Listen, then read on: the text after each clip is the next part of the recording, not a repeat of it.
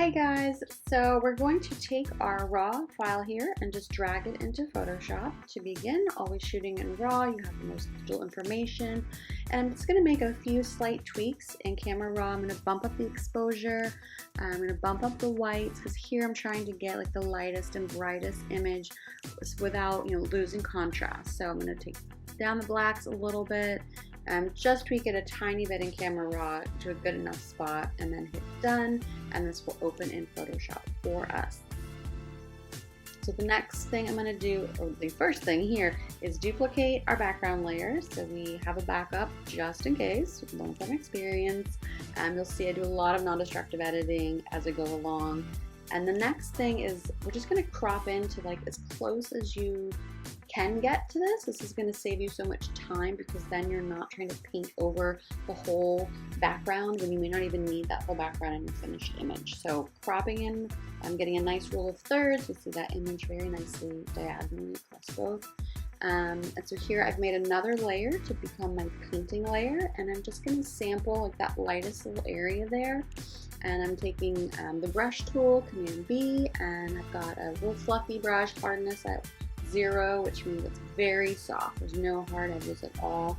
And I'm starting at 35% opacity, but that's, ain't nobody got time for that. So we'll go to 50, just keeping it really soft. And this does take a little more time. This is my way, but I think it keeps images looking good. You're gonna avoid any sort of harsh lines and keeping it so subtle. Blending and subtle is the name of the game. So over there, now it's getting a little close to our flower, so I'm going to change that back to 35% opacity, just lightly painting. And then here I'm sampling the colors just kind of closest to what I want to have. So it's a continual process of sample and painting, sample and brush tool. So just paint, and be so careful to not get too close to our beautiful shadow of the leaf there, because you really want to keep that. I'm sampling, just using the eyedropper tool. I believe it's just I on the keyboard, and then gently painting around. I'm just trying to gradually lighten up this image as it's going.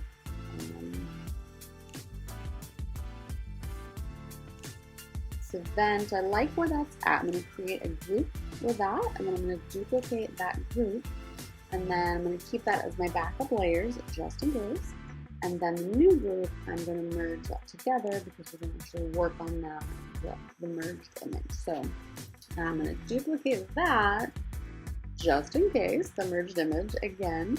We'll hide that, and then we'll work on a new layer here. So we're just going to use the lasso tool and do a real nice soft feathered selection here. 200, 250 is good. And then we're going to pull on the curves, and so we're just taking the mid-tones up a bit, and then bringing the blacks, we're pressing them, bringing them down a bit, and just kind of experimenting, what looks good here. Bring the blacks down so we keep that nice contrast, and in the top right quadrant is our highlights, so we really want to mess with those a little bit, but not too much because that's our whites, we don't want those blown out. So somewhere between those mid-tones and those highlights, and kind of see what we've done there, just real subtle, and that's the name of the game to me, is just subtle, subtle, subtle. So we're going to merge those together so that we can work on them again, and now we're going to do, we're going to feather this selection again, so it's such a gentle gradation there.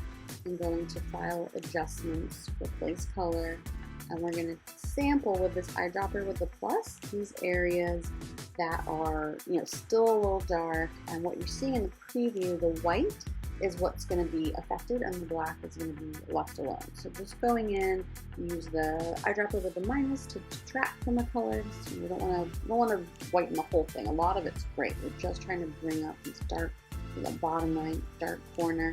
And so by sliding that slider on the bottom, that's what affects where you're at. And so this is pretty good, but I'm going to take my brush tool again, and I'm just going to brush over, and I should have made a new layer here for the brush tool, but I didn't. And so just so subtle. If you see my opacity at this brush, I have a 10% brush, so it's so subtle. And that's basically it. So thank you guys. I know this moved pretty quickly. If you have questions, please feel free to ask me. I wanted to keep it short and sweet, and I'm super happy to answer anything. Thanks, guys.